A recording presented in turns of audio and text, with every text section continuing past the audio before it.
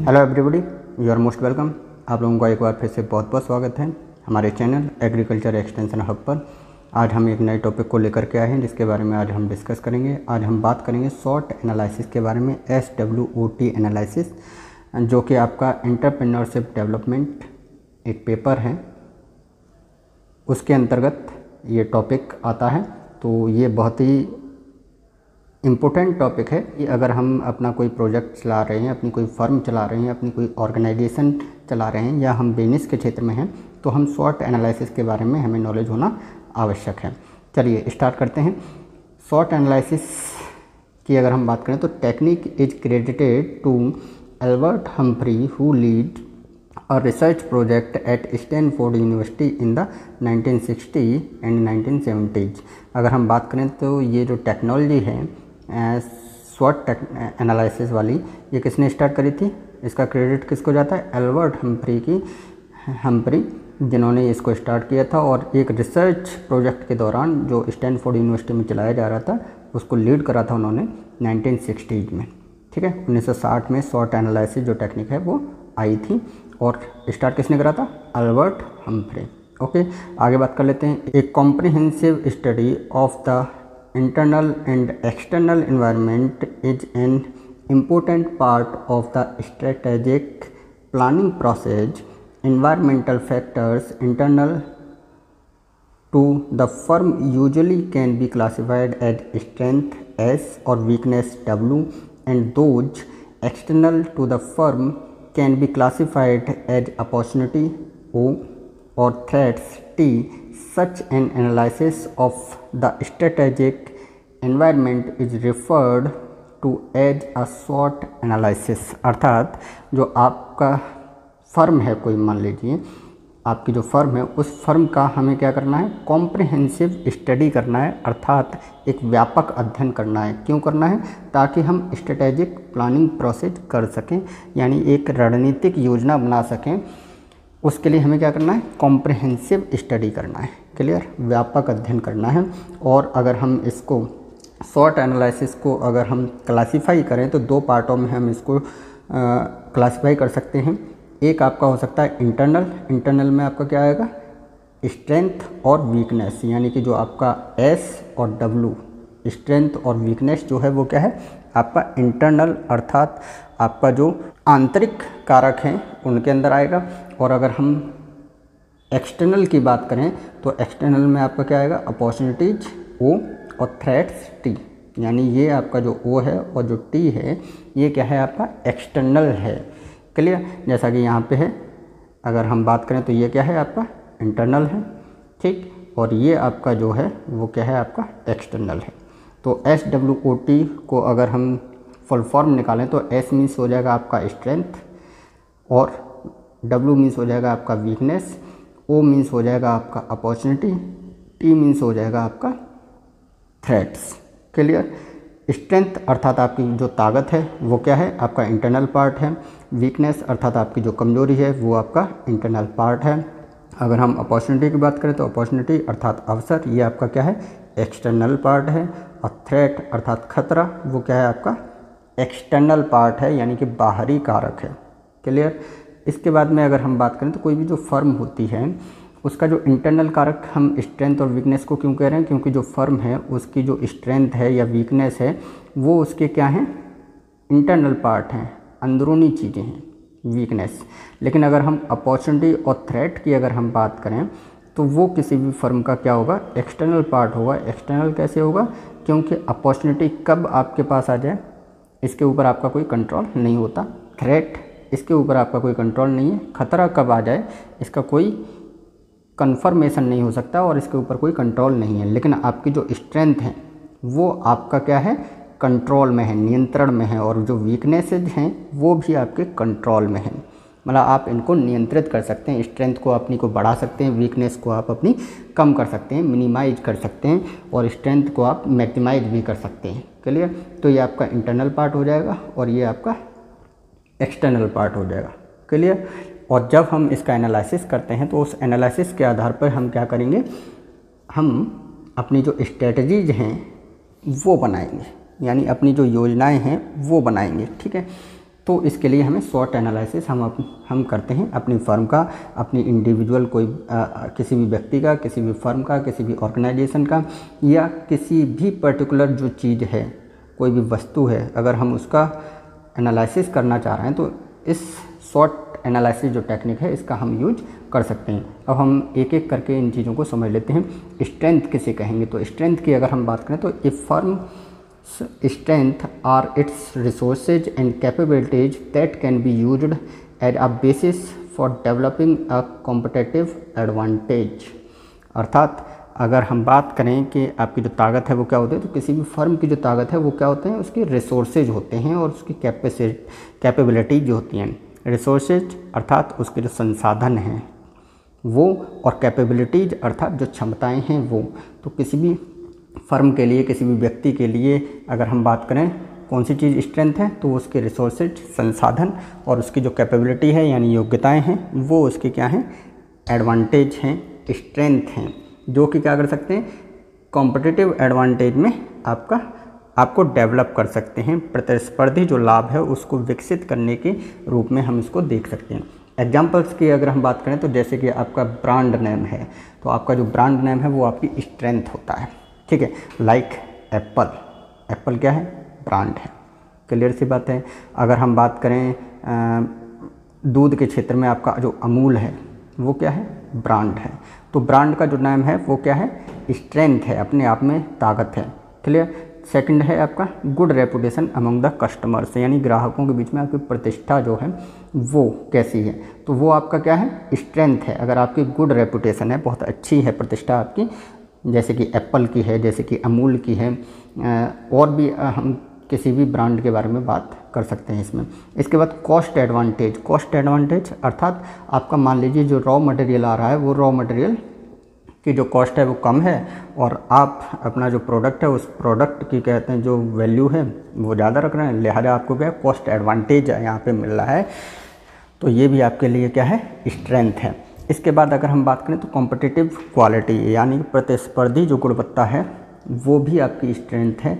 अर्थात मार्केट में जो भी कॉम्पिटिटर आपके साथ में हैं उनसे आपकी जो क्वालिटी है वो काफ़ी अच्छी है, लिहाजा उनसे जो कंपटीशन आपका जो हो रहा है वो आपको बेनिफिट में लेकर के आ रहा है, तो ये भी आपकी एक स्ट्रेंथ हो जाएगी। इसके बाद एक्सेसिबिलिटी ऑफ डिस्ट्रीब्यूशन नेटवर्क, अर्थात जो डिस्ट्रीब्यूशन का नेटवर्क है वो आपका काफ़ी अच्छा है, यानी काफ़ी लोगों तक आपकी पहुंच है, लिहाजा आपकी जो स्ट्रेंथ है ये काफ़ी ज़बरदस्त मानी जाएगी कि आपका जो नेटवर्क है डिस्ट्रीब्यूशन का, वितरण का जो कहते हैं नेटवर्क आपने बनाया वो काफ़ी अच्छा बनाया और काफ़ी लोगों तक आपकी पहुंच है, ठीक है। तो ये कुछ क्या हैं, एग्जाम्पल्स हैं स्ट्रेंथ के कि क्या क्या स्ट्रेंथ हो सकती है किसी भी फर्म की, किसी भी ऑर्गेनाइजेशन की, ठीक है। सेकंड की अगर हम बात करें वीकनेस, अर्थात जो कमजोरी है वो क्या है, the absence of certain strengths may be viewed as a weakness, अर्थात जो कुछ शक्तियां हैं जो कि अभी हमने स्ट्रेंथ में बात करी थी उनकी अगर कमी है, उनकी अनुपस्थिति है, तो उस चीज़ को हम क्या कहेंगे कि वो कमजोरी है, that is called the weakness. जैसे कि अगर हम इसके एग्जांपल्स की बात कर लें तो अनपॉपुलर ब्रांड है, यानी कि आपका जो ब्रांड का नाम है वो ज़्यादा पॉपुलर नहीं है, आपने नया कहते हैं अपना कोई स्टार्टअप किया हुआ है और उसका जो ब्रांड का नेम है वो काफ़ी अच्छा नहीं है, तो ये आपकी एक वीकनेस हो सकती है। पुअर रेपुटेशन अमंग कस्टमर्स, यानी कि आपकी जो प्रतिष्ठा है वो ग्राहकों के बीच में अच्छी नहीं है, ख़राब है, तो ये भी आपकी एक वीकनेस कहलाएगी। हाई कॉस्ट, रॉ मटेरियल आपको हाई कॉस्ट पे मिल रहा है, लिहाजा आपके प्रोडक्ट की कॉस्ट भी ऑटोमेटिकली ज़्यादा हो रही है, तो ये भी आपकी एक वीकनेस कहलाएगी। और lack of access of distribution network, अर्थात जो आपका जो वितरण का नेटवर्क है वो उसका अभाव है, उसकी कमी है, कम लोगों तक आपकी पहुंच है आपके फर्म की, आपके प्रोडक्ट की, आप ज़्यादा लोगों तक नहीं पहुंचा पा रहे हैं अपने प्रोडक्ट को, तो ये भी आपकी एक वीकनेस हो जाएगी, यानी कि वो आपकी कमी है, ठीक है। ये आपका क्या हो गया, वीकनेस हो गई। बात कर लेते हैं नंबर थर्ड जो कंपोनेंट है SWOT एनालिसिस का, वो क्या है, अपॉर्चुनिटी, अर्थात अवसर। अवसर की अगर हम बात करें तो द एक्सटर्नल एनवायरमेंटल एनालिसिस में reveal certain new opportunities for profit and growth, यानी आपका जो बाहरी पर्यावरण है उसमें क्या होता है, कभी कभी कुछ अपॉर्चुनिटीज ऐसी मिल जाती हैं, कुछ अवसर ऐसे प्राप्त हो जाते हैं आपको कि जिसके द्वारा आप अपने प्रॉफिट को और अपनी ग्रोथ अपने प्रॉफिट को बढ़ा सकते हैं, अपनी ग्रोथ कर सकते हैं अपने फर्म के, ठीक है। तो एक्सटर्नल एनवायरनमेंट है, कब कौन सी चीज़ ऐसी हो जाए जिससे आपके फर्म को बेनिफिट हो, ठीक है, चाहे आपके प्रॉफिट बढ़ जाए चाहे आपकी ग्रोथ हो, ठीक है। तो वो चीज़ क्या कहलाएगी, अपॉर्चुनिटी कहलाएगी। और ये क्या है, ये आपके कंट्रोल में नहीं है। क्लियर। जैसे कि अगर हम इसके एग्जांपल्स की बात कर लें तो ये क्या है, एन अनफुलफिल्ड कस्टमर नीड, अर्थात एक अधूरी ग्राहक की ज़रूरत जो है, मतलब कोई ग्राहक है उसकी जो नीड है, उसकी जो आवश्यकताएं वो फुलफ़िल नहीं हो पा रही हैं। और आप कोई भी कहते हैं आपने फर्म स्टार्ट करी है, आपने कोई स्टार्टअप किया है और वो चीज़ क्या कर रही है, कस्टमर की जो नीड है, ज़रूरत है, उसको पूरा कर रही है, ठीक है। तो वो आपके लिए अपॉर्चुनिटी है। मान लीजिए जैसे कि आपका, अगर हम सैमसंग की बात करें तो सैमसंग के जो मोबाइल थे काफ़ी कॉस्टली हो रहे थे काफ़ी चीज़ों की, तो एक कंपनी आई माइक्रोमैक्स, उसने सेम जो चीज़ें सैमसंग दे रही थी वैसी ही चीज़ें लगभग देना स्टार्ट कर दी है कम कॉस्ट के अंदर। तो फिर क्या हुआ कि वो अनफुलफिल्ड जो कस्टमर की नीड थी वो उसने पूरी कर दी, लिहाजा वो एक अपॉर्चुनिटी होगी। क्लियर। दूसरी बात, अराइवल ऑफ न्यू टेक्नोलॉजी, यानी कोई नई तकनीकी का आगमन हो जाए, कोई नई तकनीकी आ जाए मार्केट के अंदर और आपने उसी तकनीकी के ऊपर अपने फर्म बनाई थी, अपना प्रोडक्ट निकाला था, लिहाजा वो अपॉर्चुनिटी आपके लिए होगी, ठीक है। सपोज दैट 2016 से पहले 2016 से पहले आप क्या कर रहे थे कि आप हार्ड कैश का यूज कर रहे थे। क्लियर। लेकिन 2016 में नोटबंदी हुई और उसके बाद में क्या हुआ कि जो नई टेक्नोलॉजी आई, नई टेक्नोलॉजी अर्थात आपने सॉफ्ट कैश का इस्तेमाल करना स्टार्ट कर दिया, आपने ऑनलाइन कहते हैं काम करने स्टार्ट कर दिए, तो वो क्या हो गई, नई टेक्नोलॉजी का आगमन हुआ और कुछ सरकमस्टेंसेस ऐसे बने कि कहते हैं जो ऑनलाइन कंपनियां थी, ऑनलाइन कंपनी जो कहते हैं आपका काम कर रही थी, उनको बेनिफिट हो गया, तो वो अपॉर्चुनिटी उनको मिल गई, ठीक है। लूजिंग ऑफ रेगुलेशंस, यानी कि जो गवर्नमेंट के द्वारा जो रूल्स रेगुलेशंस बनाए जा रहे हैं उनमें लूजनेस आ जाए, उनमें ढील आ जाए नियमों में, लिहाजा ये एक अपॉर्चुनिटी हो सकती है किसी भी फर्म के लिए। तो लिहाजा वो उसका बेनिफिट उठा रहा है, ग्रोथ हो रही है या प्रॉफिट ले रहा है उस चीज़ के द्वारा। Removal of international trade barriers, यानी कि जो इंटरनेशनल ट्रेड बैरियर्स होते हैं, ट्रेडिंग के लिए जो जो रूल्स रेगुलेशंस बने हुए थे उनमें अगर कहते हैं कोई बैरियर है वो हट जाए, रिमूवल हो जाए, ख़त्म हो जाए, तो वो क्या हो जाएगा, वो एक अपॉर्चुनिटी हो जाएगी किसी भी फर्म के लिए। क्लियर। तो अपॉर्चुनिटी जैसे कि सपोज दैट अगर हम बात कर लें, अपॉर्चुनिटी एक आपका ये भी हो सकता है कि जैसे कोविड आया, ठीक है, कोविड में जो भी आपका जो मेडिकल लाइन की जो भी कहते हैं फर्में थीं उनको काफ़ी हुआ, जैसे कि सैनिटाइज़र की बात कर लें, आप सैनिटाइज़र बहुत कम लोग यूज करते थे, लेकिन कोविड आने की वजह से सैनिटाइज़र की जो कंपनियां थीं उनको काफ़ी बेनिफिट हो गया। आज के टाइम में लगभग हर आदमी अपनी पॉकेट में कहते हैं एक सैनिटाइज़र लेकर के घूम रहा है, लिहाजा क्या है कि वो अपॉर्चुनिटी हो गई।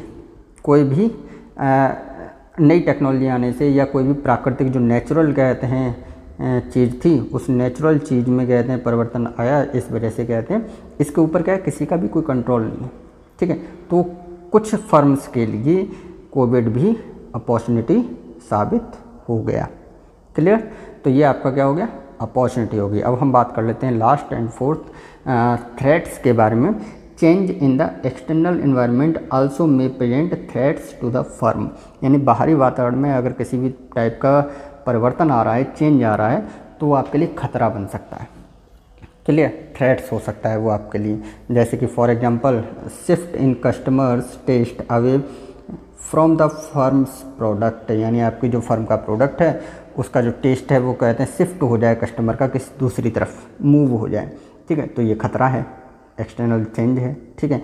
इमरजेंस ऑफ सब्स्टिट्यूट प्रोडक्ट्स, यानी सब्स्टिट्यूट प्रोडक्ट्स निकल करके आ जाएं, तो ये भी एक खतरा है आपके लिए, ठीक है। इसके बाद में न्यू रेगुलेशंस, यानी कि गवर्नमेंट ने कोई नए रूल्स रेगुलेशंस ऐसे बना दिए हैं जिससे आपके फर्म को, आपके प्रोडक्ट को खतरा हो जाए, ठीक है। तो ये भी आपका थ्रेट्स हो जाएगा। इसके बाद इंक्रीज्ड ट्रेड बैरियर्स, यानी कि जो ट्रेड बैरियर्स जो हैं वो बढ़ जाएं, उनमें वृद्धि हो जाए, लिहाजा ये भी आपकी फर्म के लिए खतरा ही कहलाएगा, ठीक है। कोविड की वजह से अगर हम बात करें तो बहुत सारे कहते हैं डिपार्टमेंट थे वो बंद हो गए, तो नेचुरल जो चीज़ें हैं उनमें चेंज आया, तो भी कहते हैं दिक्कत हो जाएगी। जैसे कि अगर हम बात करें होटल्स की बात करें, टूरिज़्म की बात करें, कोविड में होटल, टूरिज़्म, आपका जो ऑटो सेक्टर है, इन सारे लोगों के लिए ख़तरा हो गया और इन लोगों को काफ़ी लॉस हुआ इस एक्सटर्नल इन्वायरमेंटल फैक्टर की वजह से।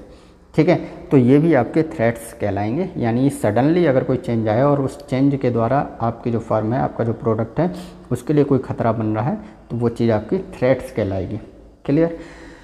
आगे बात कर लेते हैं TOWS मैट्रिक्स, टाउज मैट्रिक्स के नाम से भी हम इसे जानते हैं। तो एक मैट्रिक्स बनाया गया है, डेवलप किया गया है, जिसके द्वारा हम क्या कर सकते हैं, अपनी रणनीतियों को विकसित कर सकते हैं। To develop strategic that take into account the SWOT profile, a matrix of these factors can be constructed.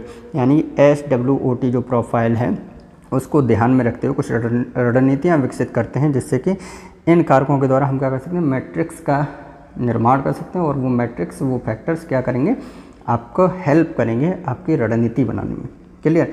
जैसे कि आपने एक तरफ वीकनेस, स्ट्रेंथ, ये आपकी हो गए इंटरनल चीज़ें, थ्रेट्स और अपॉर्चुनिटीज़ ये आपकी हो गई क्या, आपके एक्सटर्नल चीज़ें।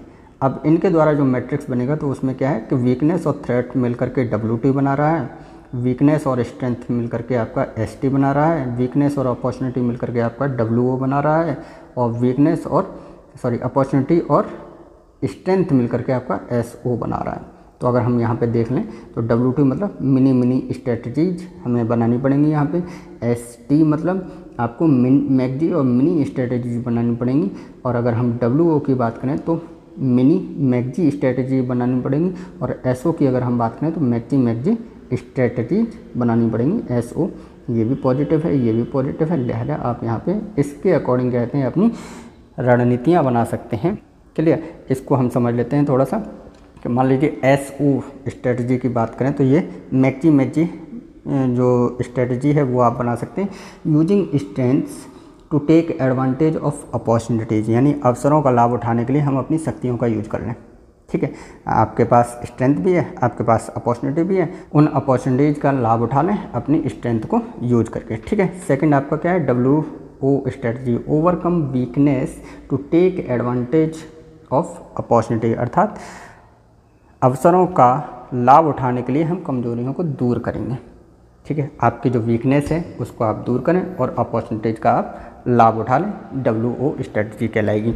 नंबर थर्ड क्या है, ST strategy, identify way that the firm can use its strengths to reduce its to external threats using strengths to avoid threats. यानी कि आप अगर हम इसको नॉर्मल में कर लें तो खतरों से बचने के लिए आप ताकत का इस्तेमाल कर लें, using strength to avoid threats. यानी खतरे आपके पास हैं तो उसको अवॉइड करें, उससे बचें और ताकत का इस्तेमाल करें। आपके पास जो स्ट्रेंथ है उनका इस्तेमाल करें। WT स्ट्रेटजी की बात अगर हम करें तो यहाँ पे minimise weakness and avoid threats, यानी कमजोरियों को कम करें और खतरों को से बचें।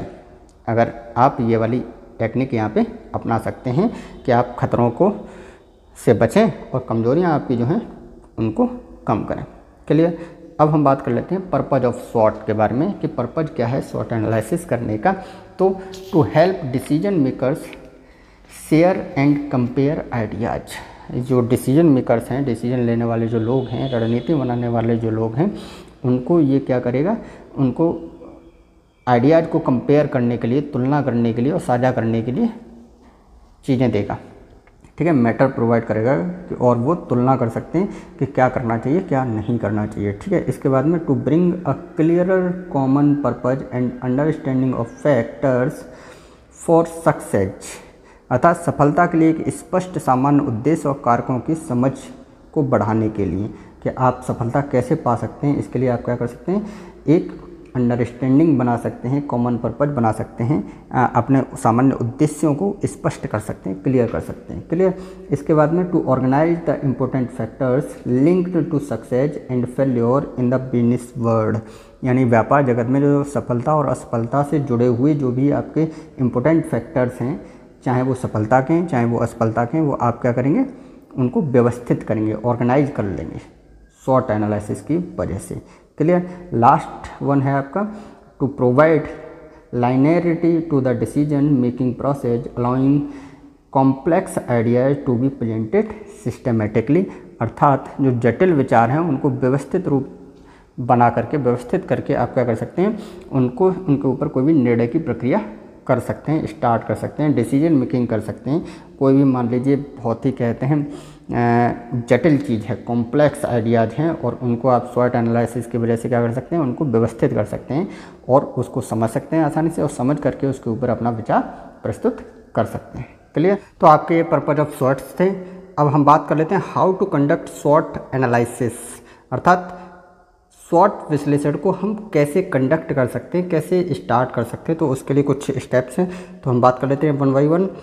इस्टेब्लिश द ऑब्जेक्टिव ऑफ स्वॉट एनालिसिस, अर्थात सबसे पहले हम क्या करें कि एक ऑब्जेक्ट बना लें अपने एनालिसिस के लिए कि हम ये जो एनालिसिस कर रहे हैं, विश्लेषण कर रहे हैं, क्यों कर रहे हैं।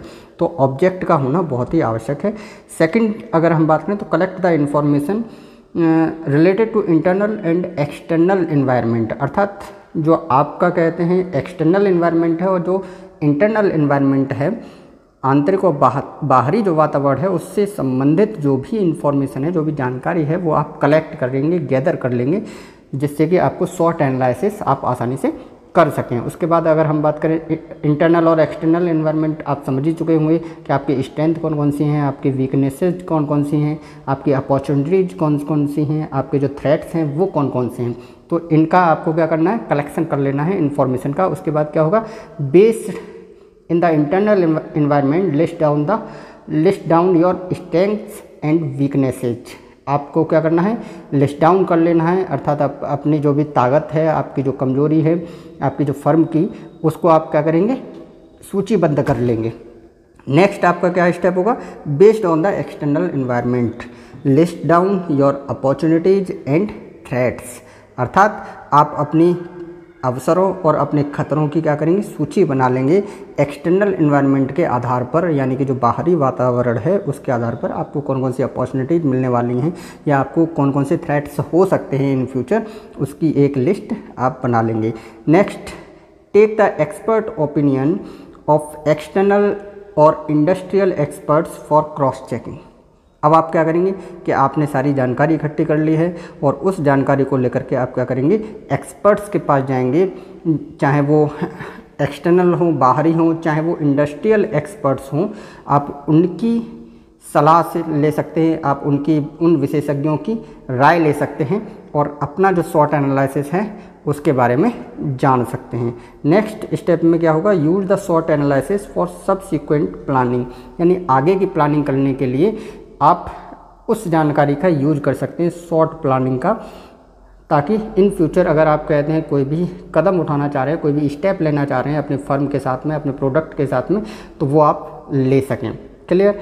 And last not the least, revisit your document time to review it, अर्थात आपके जो दस्तावेज हैं, आपने जो भी लिस्टें बनाई हैं, आपने जो अपॉर्चुनिटीज़ हैं आपके जो थ्रेट्स हैं, आपके जो स्ट्रेंथ्स हैं, आपकी जो वीकनेसेज हैं, इनकी जो भी कहते हैं लिस्टें आपने बनाई हैं, उन लिस्टों की आप बार बार समीक्षा कर सकते हैं टाइम टू टाइम, आपको जब ज़रूरत पड़ेगी तब। ठीक है, तो ये आप हाउ टू कंडक्ट स्वॉट एनालिसिस। इसके बाद में हम बात कर लेते हैं पिटफॉल्स ऑफ स्वॉट एनालिसिस, यानी कि कुछ ना कुछ नुकसान भी होते हैं। स्वॉट एनालिसिस अगर आप करेंगे तो हर सिक्के के दो पहलू होते हैं, अगर किसी चीज़ से लाभ है तो उससे कोई ना कोई नुकसान भी होने की संभावना हो सकती है। तो क्या हो सकते हैं, तो उनके बारे में बात कर लेते हैं। स्वॉट can be very subjective in nature, तो ये क्या है कि इनका जो नेचर है वो सब्जेक्टिव होता है, ऑब्जेक्टिव नहीं होता। क्लियर? अब ऑब्जेक्टिव क्यों नहीं होता है, तो उसकी अगर हम बात करें तो मान लीजिए कि आप किसी भी ए व्यक्ति अगर किसी चीज़ को मान लो स्ट्रेंथ मानता है, तो ज़रूरी नहीं है कि जो बी है वो भी उस चीज़ को स्ट्रेंथ ही माने। ठीक है, और इसी तरीके से अगर कोई ए व्यक्ति किसी चीज़ को वीकनेस मानता है तो बी का ज़रूरी नहीं है कि वही सोचना हो। तो इस वजह से क्या है, ये सब्जेक्टिव है, यानी ये पर्सनल हो जाता है, एक तरीके से व्यक्तिपरक है, ये वस्तुनिष्ठ नहीं है। मार्केट में अगर आप जाएंगे तो 10 लोगों से अगर आप बात करेंगे तो 10 लोगों का जो विचार होंगे वो अलग अलग होंगे, डिफरेंट होंगे। ठीक है। तो सब्जेक्टिव होता है नेचर में, ऑब्जेक्टिव नहीं होता, यानी कि वस्तुनिष्ठ नहीं होता। आप इसको हर जगह अप्लाई नहीं कर सकते, तो एक नुकसान ये है। सेकंड की अगर हम बात करें तो often the pace of updating short is quite slow. अगर आप इसे अपडेट करना चाहें तो इसकी जो गति है वो काफ़ी धीमी होती है, पेस जो है वो काफ़ी क्वाइट स्लो होगा शॉर्ट एनालिसिस का। ऐसा नहीं कि रोज़ाना इसमें कोई चेंज आता रहे, और इस वजह से भी नुकसान होने की संभावना हो जाती है। इसके बाद short needs a lot of information which might not be real time और एक्यूरेट। एक तो क्या है कि शॉर्ट के लिए, शॉर्ट एनालिसिस करने के लिए हमको क्या है, बहुत सारी इन्फॉर्मेशन की आवश्यकता पड़ती है। और दूसरी बात यह है कि वो ज़रूरी नहीं है कि रियल टाइम में, वास्तविक समय में सटीक हो या ना हो, कुछ कह नहीं सकते, उसके बारे में हम अंदाज़ा नहीं लगा सकते, प्रेडिक्ट नहीं कर सकते कि वो आपका सही ही होगा। कौन सी अपॉर्चुनिटीज़ आने वाली हैं या कौन से थ्रेट्स आने वाले हैं, इसके बारे में हम एक्यूरेट कहते हैं, कोई भी अंदाज़ा नहीं लगा पाते हैं। तो एक नुकसान ये भी है। नेक्स्ट की अगर हम बात करें, in certain industries listing are strengths, weakness और opportunities and threats quite is very tricky.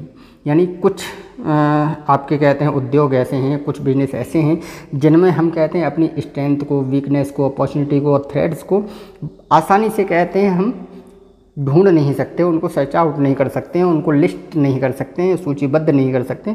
तो ये समस्या आती है उन इंडस्ट्रीज में। तो कुछ इंडस्ट्रीज ऐसी भी हैं जिनमें आप कहते हैं इन चारों चीज़ों का एनालाइज नहीं कर सकते हैं आप। शॉर्ट एनालिसिस करने में आपको समस्या होगी, क्योंकि उसके बारे में आपको जो सूचनाएं चाहिए, जो इन्फॉर्मेशन चाहिए, उनको आप सूचीबद्ध नहीं कर पाते हैं। लास्ट की अगर हम बात करें तो ये एक व्यापक उपकरण नहीं है जिसके बहुत सारे तत्व हों, आप इसमें कोई भी तत्व को मिस भी कर सकते हैं। तो लिहाजा व्यापक नहीं कहेंगे, कॉम्प्रिहेंसिव नहीं कहेंगे, कॉम्प्रिहेंसिव टूल के रूप में आप इसको यूज नहीं कर सकते हैं। तो ये कुछ पिटफॉल्स ऑफ शॉर्ट एनालिसिस थे। उम्मीद है आपको वीडियो अच्छा लगा होगा। ये हमारा सोशल मीडिया हैंडल्स है, इंस्टाग्राम पे आप हमें फॉलो कर सकते हैं, टेलीग्राम चैनल को आप अवश्य ज्वाइन कर लें, ताकि आपको जो PDFs प्रोवाइड कराई जा रही हैं वो आप आसानी से यहाँ से प्राप्त कर सकें। उम्मीद है आपको वीडियो अच्छा लगा होगा। वीडियो को लाइक ज़रूर करें। यदि आपका कोई सुझाव या सजेशन है तो आप हमें कमेंट बॉक्स में दे सकते हैं। वीडियो को अधिक से अधिक शेयर अवश्य करें, चैनल को सब्सक्राइब अवश्य कर लें। मिलते हैं नेक्स्ट वीडियो में, तब तक के लिए जय हिंद, जय भारत।